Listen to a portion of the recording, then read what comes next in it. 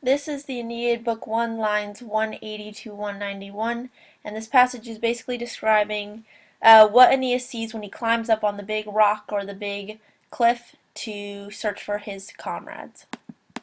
So it begins with Interia, meanwhile, Aeneas conscendit, he climbed the cliff, and late widely sought the omnem prospectum, the whole view, in or over the sea. And so this pelago, the sea, can either be translated as a dative of direction or as an ablative of place where with an implied in, and I think that it sounds or translates best as the ablative of place where, so he widely sought the whole view over the sea. And then this is continuing with he sought the whole view over the sea, see if he might or he could videat, see any, so the quem anthea is see any antheus, jactatum tossed or having been tossed by wind, and Phrygias Beremis, which can just be translated as Trojan galley, so and the Trojan galley, or either Capys or the arma weapons of Caicus in the Celsis Pupibus, so the lofty ship or the lofty stern. And then Pupibus is a poetic plural, so even though it takes a plural form, it can just be translated as singular. And then another note about this passage is that the quem anthea doesn't look like it would be paired together, but it actually is because the anthea is a Greek accusative. So yeah, these two do go together and translated as if he might see any Antheus. So going through it one more time, if he might see any Antheus tossed by the wind and the Trojan galley, or either Capys or the weapons of Caicus in the lofty ship or the lofty stern. He saw, so prospicit, and this is still referring to Aeneas, so he saw in conspectu navem nullum, so no ship in view, 3 deer, tris servos, errantes, wandering on the shore. So you might notice that there's no conjunction to connect these two different clauses here, no but or and so we call this an ascendaton. So the missing conjunction is an ascendaton right here where there would be a but or and. And then another note about this part of the passage is that there's kind of a hidden chiasmus, so we usually think of a chiasmus as A, B, B, A, but in this case we have one that's A, B, C, C, B, A.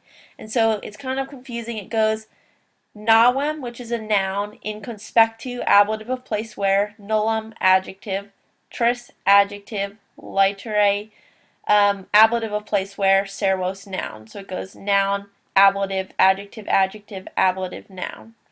And like I said, it follows that A, B, C, C, B, A pattern. So it's kind of like an extended or a larger chiasmus pattern. So the tota armenta, the whole herd, secuntur follows these, and this host is referring to the 3 leading stags that were mentioned before. The whole herd follows these a tergo from the back, and a longum agmen, long line or procession, poscitur grazed, per valles, through the valley. And then, as with a couple words before, even though this valles is plural, it might make more sense or just be easier to translate it as a singular noun. So instead of through the valleys, it's just through the valley. He's still talking about Aeneas here.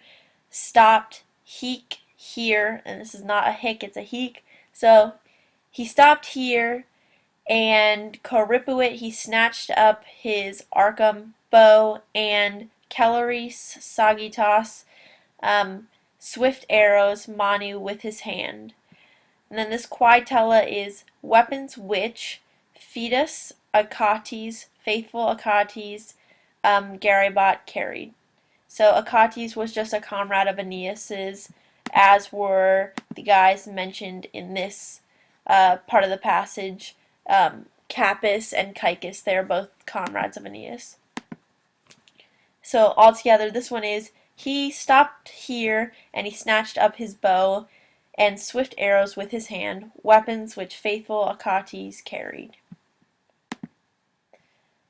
And then finally, he, still talking about Aeneas, he primum first sternit laid low, the leaders ductores ipsos themselves, and this is talking about the three stags that were heading up the group of all the deer.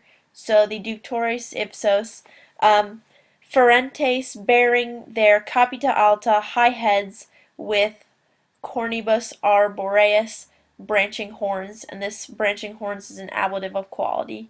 So tum then the vulgus herd, and then we just continue to use the sternus. So then he laid low the herd, and he misget confused the omnem turbam, so whole crowd or whole mob, agens, driving with an implied eos, so driving them with teles weapons into or among the leafy grove, the nemera frondea, leafy grove or forest.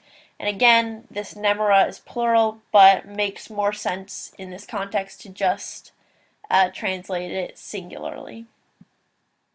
And then one last, less obvious note is that the kind of herd of animals goes from being referred to vulgus to turbam, and this transfer of like sort of a weaker word to a stronger word meaning mob, it suggests the chaos that ensued after Aeneas started shooting at them.